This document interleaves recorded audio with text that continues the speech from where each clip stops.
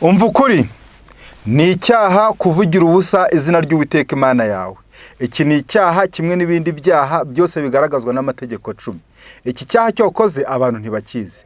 Imana si yo kwamaguzwa, ni mukuru ntimungana, si mubyara wawe, ndetse nta nubwo ari n'umwana wawe, ndetse si n'umuturanyi wawe, ahubwo ni umukuru nyiribihe byose. Umva ukuri rero, iri tegeko ni irya gatatu mu mategeko 10 y'Imana. Riravuga ngo ntukavugire ubusa izina ry'Uwiteka Imana yawe, kuko Uwiteka atazamubara nk'utacumuye uvugira ubusa izina rye. Izina ry'Uwiteka ni iryera kandi rirakomeye, ni iryo kubahwa. Mu gitabo cya Zaburi 111 umurongo wa 9 mu Cyongereza niho handitse ngo his name is holy and reverend. Izina ryayo ni iryera kandi Imana niyo revera.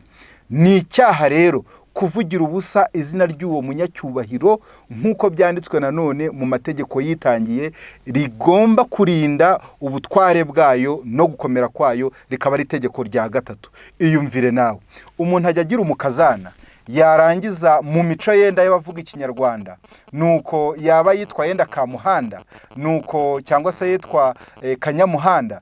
Uwo mukazana kugira ngo atazavugira ubusa izina rya sebukwe, rikamushira mu kanwa iryo jambo ryitwa umuhanda, maze ahari umuhanda akazabyita ikindi, akavuga ngo ibarabara, ubwo ntiyakongera kuvuga umuhanda ukundi.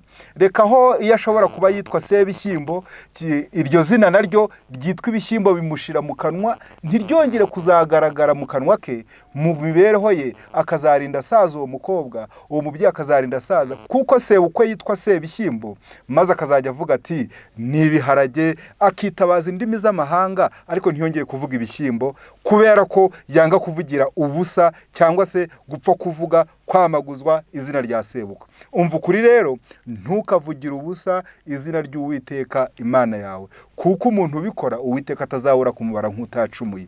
Umva ukuri mwene data, ntukaryamaguzwe ngo nuko nihagwa akantu hasi hego Mana, nihagwa akantu hariya Uwiteka Mana, Yesu we hehehe. Ntabwo Imana ari uko bimeze.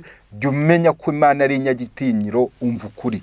Saho gusa hari n'abafata amazina yayo maze bakayiyita. Imana ni iyera, niyo nyir'ubutungane, ugasanga umuntu yise nyir'ubutungane. Umva ukuri, nta utunganye ku isi. Bibiliya iratubwira ngo mu isi nta ukora neza, kandi bose bakoze ibyaha ntibashyikira ubwiza bw'Imana. Si naho gusa, ijambo ryitwa revera ugasanga uraryiyise, nuko ukarihabwa nawe ukaryemera. Ntabwo byemewe. Revera ni izina ry'Imana. Ni Zaburi 111 umurongo waho wa 9, his name is holy and reverend.